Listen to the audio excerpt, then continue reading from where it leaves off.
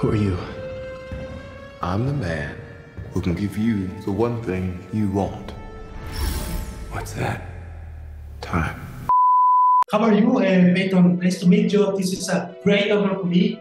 I'm a great fan of your work. I love the previous Ant-Man movies and also the final season of The Mandalorian was wonderful.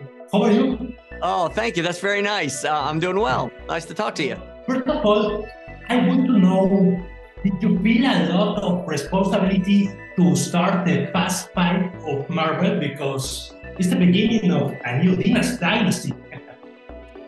Yeah, I always feel responsibility with these movies. I want to do right by the character of Ant-Man and Wasp, and we love making these movies. With Quantumania, yeah, we're psyched. We're kicking off Phase 5 and introducing a new character, Kang the Conqueror, to the MCU. I grew up reading those comics, and I love Kang the Conqueror. He's one of the all-time great villains in the comics for me.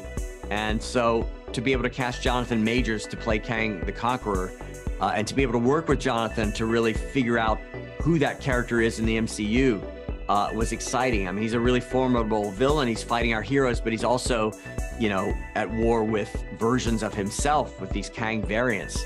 So I think there's going to be a lot in store for the heroes of the MCU moving forward, and you know what happens with Kang in this movie, and the fact that now our heroes from the Marvel movies, Doctor Strange, Spider-Man, are starting to spread out into the multiverse. Maybe that's a bit of a threat to the Kangs. Talking about Kang, I want to know what is the main difference between the Marvel's previous biggest menace, I mean Thanos, and the new menace, is Kang. What is the main difference between these two characters? Well, obviously Thanos is a very powerful villain. But what's unique about Kang, it's a couple of things. One, we find out in this movie that Kang has a prior relationship with one of our heroes. You know, he's met Janet Van Dyne before. We answer the question of what was Janet doing in the quantum realm for 30 years? So they came into contact with each other, and as we find out in the movie, it did not end well for either of them. So it's cool to have a villain that has a really personal relationship and maybe a grudge against one of our heroes. But the big difference, I think, is that Kang is not only at war with our heroes, but you know, he has to deal with other variants of himself. We've met one of them at the end of season 1 of Loki, He Who Remains. But Kang the Conqueror is a very, very different variant. He's about as different from He Who Remains as you can get. You know, he's a fierce warrior and a tactician, and he has grand plans for the multiverse. And you'll experience some of that in this movie. But it's a unique thing that he has to deal with other versions of himself. And we see there's a specific reason he's in the quantum realm. You know, he has been exiled to the quantum realm. And the question remains, like, by whom? Who exiled him? So we start to, you know, in this first movie in Phase 5 is to sort of pose some of these questions.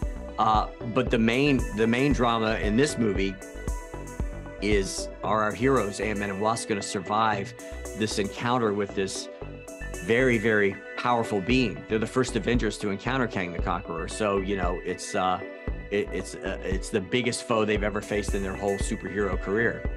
That's some good. I think Kang is going to be a greatest villain in the next Avengers movie. I can't wait for see it. So in the same way, I want to know what were the main challenges to bringing Kang to the screen. I think the main challenges to bringing Kang to the screen is, you know, you're living in the shadow of some great villains in the MCU. Thanos is great. Loki is great. Killmonger's great. These, you know, there's some all-time villains. So how do you make this villain different and interesting? And Jonathan Majors and I spent a lot of time and with our writer Jeff Loveness about how to do that. And to me, the main thing is the great villains are ones that are frightening and imposing and powerful, but you also understand what their plan is. And maybe, you know, there's even something in their character that you empathize with.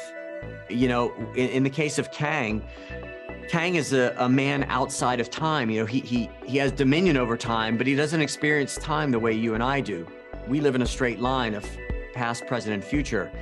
He's sort of forced to live in these time loops, and he's experienced so much, and with that I think comes a lot of trauma.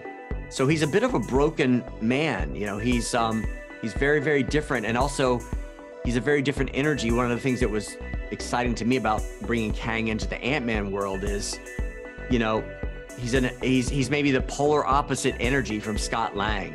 When Kang speaks, there's a stillness about him, and when he says something, he means it.